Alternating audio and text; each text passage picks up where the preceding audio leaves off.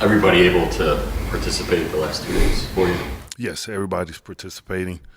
As far as tomorrow with Chris, his right knee injury management, so we'll be holding him off, the first leg of that back-to-back. But he is expected to play in the Miami game, and this is just being smart and just, ramping him up gradually. But he participated in practice today and looked really good.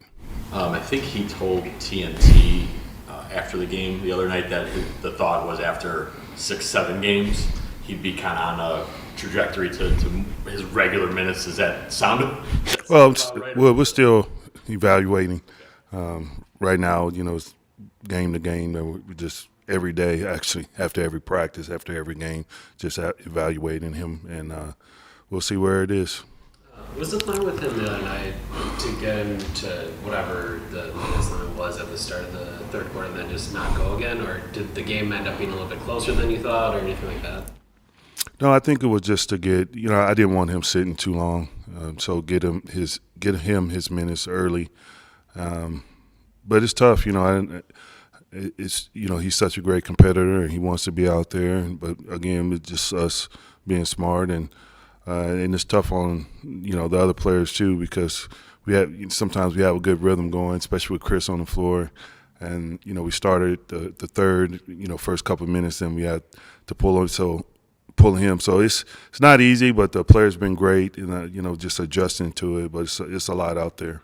What stood out going over the tape of the game the other night that maybe wasn't apparent clear immediately after the game? No, I think the number one thing.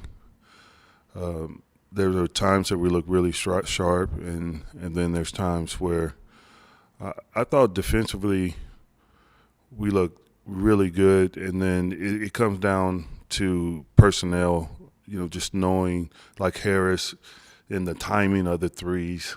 When you have a lead and playing with that lead, the three ball can get them back into the league and into the game. And the game plan was, obviously you got to send bodies at Embiid, but late game when you have the lead, just got to be smart, and you rather have give up a 2 over a 3, and we gave up that 3 at the end of the game as well to Maxey. So it was just I think the timings of the threes, but there were great situations for us to learn from. You watch film, and the players were great in the film session. And it's just something that I have to do better in timeouts, is just communicating kind of the nuances in the flow of the game, especially late game of our defensive coverages. But overall, there was a lot of good takeaways from it. Those two closeouts, once you have the double on Embiid and you guys close out there, is that a situation where it's a scramble with an X out? Like, did you guys execute the closeouts right? And they were just Are you talking about the end of the game? Yeah, we were a little, you're tied together. When one guy goes, you got to pull over. The next guy has to be just like you're on a string, and as he goes, you go. And we were a little late with our rotations, and Max is a very good player, and he's proven it the last couple of years, where he's really elevated his game, and they're a really good team. So but it's opportunities to learn, especially you rather learn with a win than lose that game.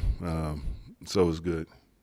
Giannis had said, taking Embiid for those minutes, not just important in that context, but also for the length of the season, having either being put on their best player or a hot player. So what was that conversation like with him? It sounds like he's like, look, I talked to Griff about this. This is what I want to do to put him in those spots when needed. Well, we've had conversations even before the season began, and it was initiated by Giannis, who made it clear that he wanted to be able to guard some of the top guys in this league and take that challenge. So, again, it just speaks to the volume. I didn't have to say anything. He approached me, and it just speaks to his character, and, he's a winner. And he's willing to do whatever it takes. And if he has to guard the toughest guy, primary scorer on the other end, he's more than willing and happy to do so. But I think we could have the best of both worlds as far as, there's times where we could put them on certain personnel, and then there's times where we need some stops like we did last game, and we put them on Embiid. So I think moving him around, he's almost like, a free safety out there, and just plugging in gaps and holes and whatever needs to be done, he's willing to do it, and I think that's what makes him a special player. I'm curious, in doing so, he picked up his fourth foul. How do you kind of get that balance of, when you are covering a better player, there is the chance of foul trouble, and kind of balance it out?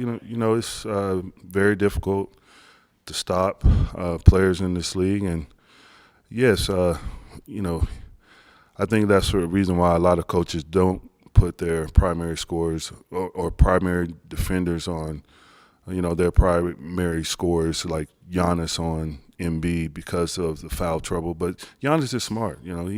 He begged me to stay in the game after he picked up his fourth, and I let him just to build some rapport with him. Is that something I'm going to do all the time? Probably not. But, I trust him out there, and he's a proven winner, and he wanted to go a couple more minutes, and it worked out.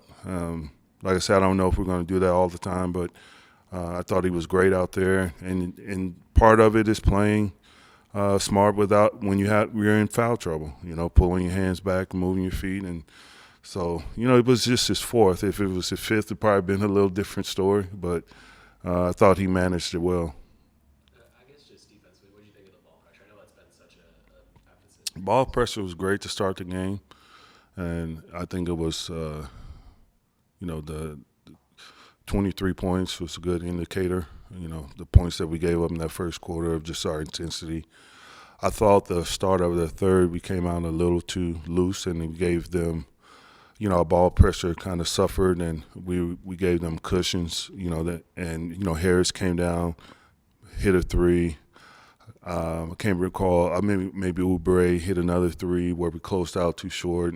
So, we ball pressure. Again, when you win or lose, you're always trying to get better. But when you win, you get to really teach a lot and still feel good about it. And I thought in our film sessions, we got to reinforce and reiterate the reason why we ball pressure.